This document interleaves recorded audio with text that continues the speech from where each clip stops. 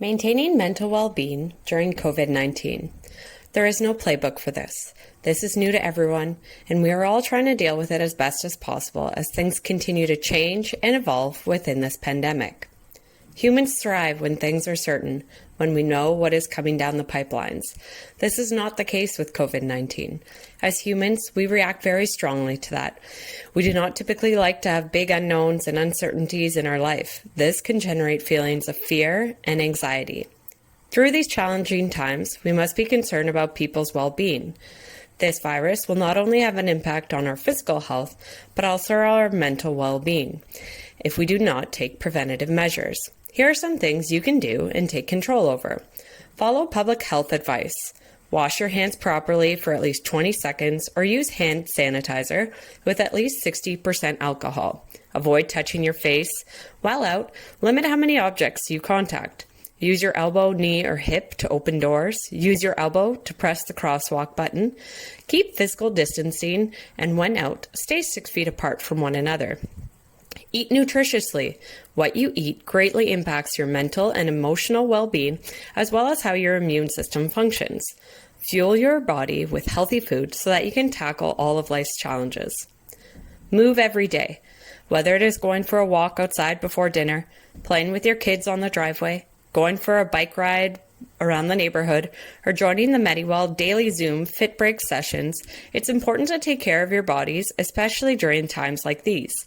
Physical health is good for your mental health as well. Create a routine and stick with it.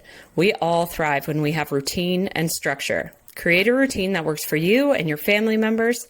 Set a schedule for the day for the kids to do schoolwork and incorporate outdoor time and playtime.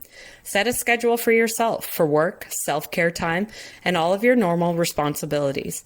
Carve out time to have fun in whatever way that looks like for you.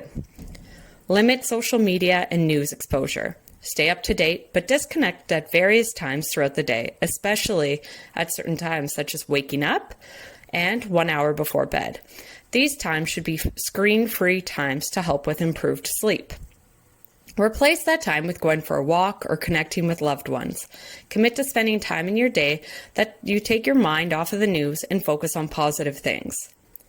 A recent study conducted with over 4,800 participants during this pandemic found that increased exposure to social media during this time caused increases in reported anxiety, depression, and a combination of both.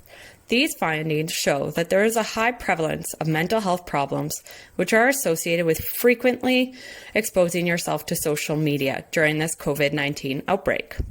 So use reliable media sources for your information.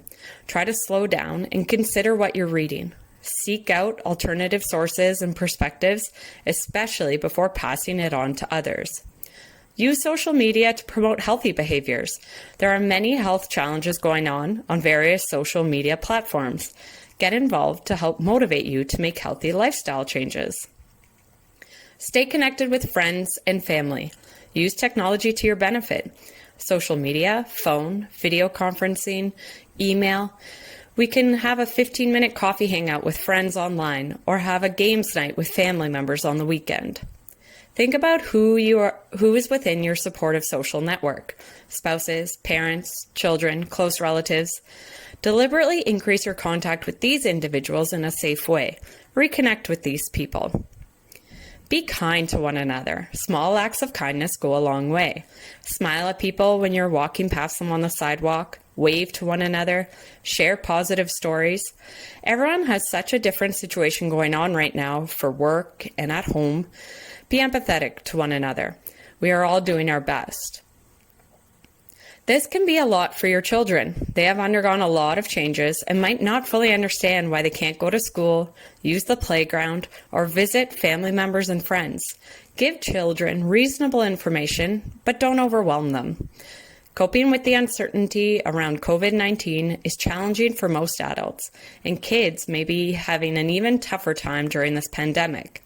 It will be challenging to address your child's anxiety if your feels feel out of control. Make sure to seek help if you need or talk to someone about your concerns and worries. Ask your children what they know, what their worries are, and what they want to know. Don't be afraid to talk about it, and make sure you address any myths they may have about the illness. Don't be afraid to tell your child you're anxious too. Normalize their worries by helping them know it's okay and healthy to worry, but that we never want to let worry take over and become unhelpful.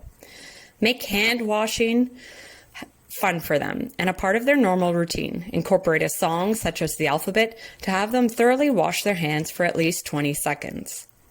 So many phrases are tossed around that are confusing. Virus, physical distancing, quarantine, contagious disease can be easy to overestimate a child's verbal ability, so start by explaining it in the simplest terms. Help put it in perspective, especially for younger children. You can explain it by saying, even if you're not sick and your friends don't feel sick, it's important that we work together to stop this flu from spreading. And that means we're not able to see our friends right now. But once this virus goes away, then we can all hang out again.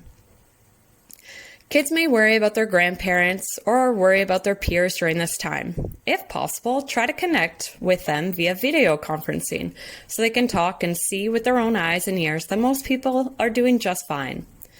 We can't expect children to understand or even be okay or happy with staying home and not seeing their friends.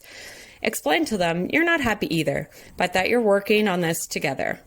Take a break from the news and social media and take time to play with your kids and help build an even better parent-child relationship during this time. Recognize emotional and mental symptoms in others and yourself.